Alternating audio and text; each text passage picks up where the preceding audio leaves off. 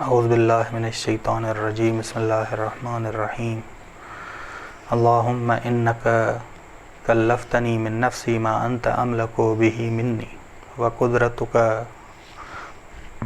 علیہ وعلی اغلب من قدرتی فآتنی من نفسی ما یرزق عنی ما یرزیک عنی وخذ لنفسک رضاها من نفسی فی عافیت لا طاقت لی بالجہد۔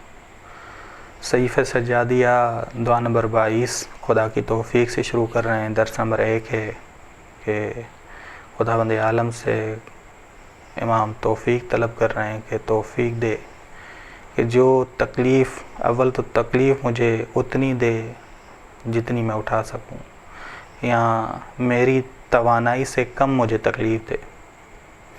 بس امام یہاں توفیق پروردگار کو طلب کر رہے ہیں۔ شروعاتی جملے امام کے یہ ہیں کہ خدا توفیق دے کہ تکلیف ایسی ہو، اے خداوند عالم بے شک تو نے مجھے جس پر مکلف بنایا ہے، تو مالک ہے، تو ہی قادر ہے اس پر، اب تو مجھے توفیق دے کہ میں اسے انجام دوں اور میری توانائی سے وہ کم تر ہو، آسان ہو، خداوند آسان ہو۔ تو ہی غالب ہے، لہٰذا مجھے ان اعمال کو انجام دینے کی توفیق عطا کر، اور خذ لنفسک رضا، خدا مجھ سے وہ عمل لے جو جس پہ تو راضی ہو، جس پہ تو ناراض ہے وہ مجھ سے نہ لے، میرے حساب و کتاب میں نہ ڈال، مجھے معاف کر دے، میری توبہ کو قبول کر دے اس حوالے سے، ٹھیک بس۔ اور لا طاقت لی بالجہد، خدا میرے پاس کوئی طاقت نہیں کہ کوئی کام انجام دوں سوائے تیری توفیق کے،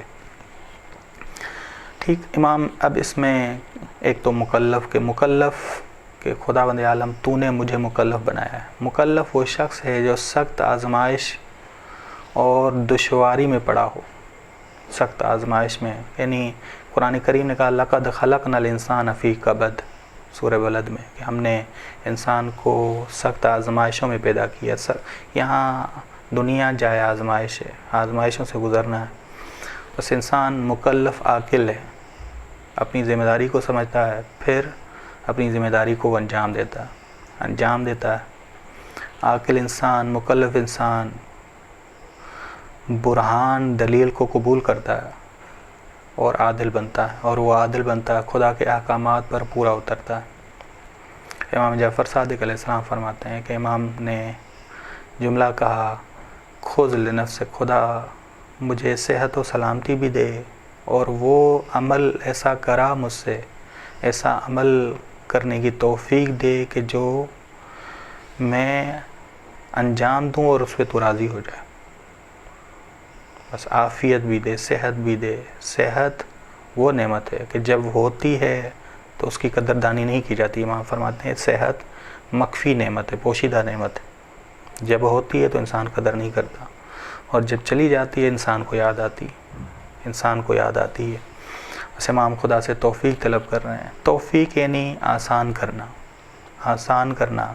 جو شخص اپنے اختیار سے گناہ کی طرف جائے، سختی کی طرف جائے، اسے توبہ میں آسانی نہیں ملتی، خدا کی طرف سے تو کوئی توبہ میں آسانی نہیں ملتی۔ گناہ ہماری فطرت کے مطابق نہیں ہے، بس وہ سخت کام ہے کہ قرآن کریم نے نیکی کو یسرا کہا ہے، آسان ہے، فطرت کے مطابق ہے، اور گناہ کو سخت کہا ہے، مشکل کہا ہے، للعسرا کہا ہے، للعسرا، کہ بعض لوگوں کے لیے گناہ آسان ہو جاتے ہیں۔ کیوں؟ کیونکہ انہوں نے اپنے اندر کے خزانے پہ مٹی ڈالی ہوئی ہے، فریب دیا ہوا ہے۔ وَقَدْ خَابَ مَنْ دَسَّاهَا، ممکن ہے ایک نامحرم کی جانب نگاہ انسان کو، کہ ایک انسان نے سالوں محنت کی اور محنت کر کے اس نے باطن کا مشاہدہ کیا، حقائق دیکھنے کے بعد ایک نامحرم کی نگاہ انسان کو اندھا بنا دے، انسان کی پورا مشاہدہ انسان کا ختم کر دے، کہ انسان کو اس کے بعد کچھ نظر ہی نہ آئے۔ بس سلامتی، صحت نعمت ہے توفیق الہی سے۔ اول وقت میں نماز پڑھنا، حضور قلب ہونا، یہ توفیق الہی ہے۔ امام فرماتے ہیں کہ خدا میری کوئی طاقت نہیں ہے کہ سخت کام انجام دینے کی، ایک خداوند عالم میرے اندر طاقت نہیں ہے، بس تکلیف کی 3 اقسام ہیں۔ ایک وہ تکلیف ہے جو مکلف کی توانائی سے کم ہے، اور ایک وہ تکلیف ہے جو مکلف کی توانائی کے مطابق ہے، ایک وہ تکلیف ہے جو مکلف کی توانائی سے بالاتر ہے۔ وہ تکلیف جو مکلف کی توانائی سے بالاتر ہے خدا نے نہیں دی، وہ تکلیف جو مکلف کی توانائی کے مطابق ہے وہ امت محمدی کو نہیں ملی۔ بنی اسرائیل کو کہا گیا فَاقْتُلُوا أَنفُسَكُمْ، یہ توانائی کے مطابق تھی، تم خود کو قتل کر ڈالو، ایک دوسرے کو قتل کر ڈالو، یہ توبہ ہے تمہاری۔ امت محمدی کو وہ تکلیف ملی ہے جو مکلف کی توانائی سے کم ہے، بس اس میں بھی ہم خدا کی توفیق کے طلبگار ہیں۔ امام کہتے ہیں کہ اس میں بھی خدا جو ہماری توانائی سے کم ہے، اس میں بھی اگر تیری توفیق نہ ہو تو اسے بھی انجام نہیں دے سکتے۔ کتنا اعلیٰ توحیدی مطلب۔ وصلی اللہ علی محمد اہل بیتہ الطیبین الطاہرین۔